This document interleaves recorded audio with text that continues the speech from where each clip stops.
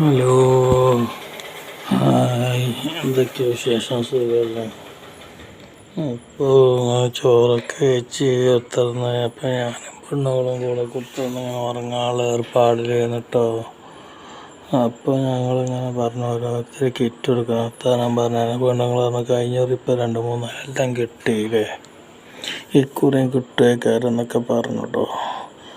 അങ്ങനെ ഞങ്ങളിങ്ങനെ കുത്തുന്ന എത്താനും പറഞ്ഞാൽ കഴിഞ്ഞ് ആദ്യം ഒരാൾ വന്ന് കിറ്റ് തന്നു, പിന്നെ കുറച്ച് കഴിഞ്ഞ് മുന്നേ കിറ്റ് തന്നു, പിന്നെ കഴിഞ്ഞിക്കാണ്ട് 9 കിറ്റ് 3 കിറ്റ് ഇട്ട് അരി, പഞ്ചസാര, ഉള്ളി, ഉലുവ, അത് ഇത് എല്ലാ സാധനം, നെയ്ച്ചോറിൻ്റെ അരി അതൊക്കെ.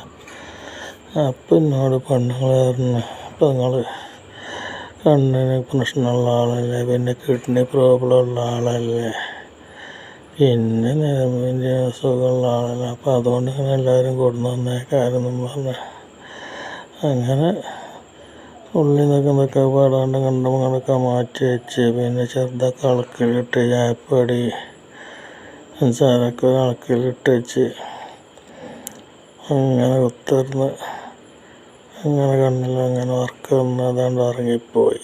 അപ്പം എന്ത് ചെയ്ത് ചായപ്പൊടി പാത്രമൊക്കെ ഇളക്കിലിട്ട് വെച്ച് നല്ല സന്തോഷത്തോടെ ഇങ്ങനെ കുത്തിർന്ന് ഇങ്ങനെ നിൽക്കുമ്പോൾ പഠിച്ച റബ്ബേ ഈ കൊടുന്നതൊക്കെ ദീർഘായുസ്സും ആരോഗ്യ ആഫിയത്തൊക്കെ കൊടുക്കട്ടെ കണ്ട് ഇങ്ങനെ നിൽക്കുമ്പോൾ അപ്പോൾ പിന്നെ അങ്ങനെ കണ്ണിമ്പും ചെയ്തു.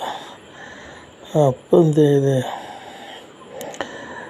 പിന്നെ നേരം വെക്കുമ്പോൾ നീച്ച് ചായപാത്രമൊക്കെ എടുത്ത് അതിൽ വെള്ളം നിറച്ച് സ്റ്റവ് ഓണാക്കി കത്തിച്ച് വെച്ച് അതുപോലത്തന്നെ സുബൈക്ക് വാങ്ങിക്കൊടുത്ത് വെള്ളമൊക്കെ എടുത്ത് വരുമ്പോഴത്തേന് ചായ റെഡി ആകുമല്ലോ. അപ്പോഴത്തേന് എന്ത് വെള്ളമൊക്കെ തിളപ്പിച്ച് വെച്ച് പൊടിയിടാൻ നോക്കുമ്പോൾ ആൾക്ക് സാധാരണ പോലെ തന്നെ എന്തായാലും ഒന്നുമില്ല, അതേ പാടൊക്കെ നോക്കുമ്പോൾ ആൾക്കിലൊന്നുമില്ല. അപ്പം ഞങ്ങളിങ്ങനെ ആലോചിച്ച് നോക്കുമ്പോൾ നല്ല സന്തോഷത്തോടെ ഇങ്ങനെ കയറി കിടുന്നതാണ്.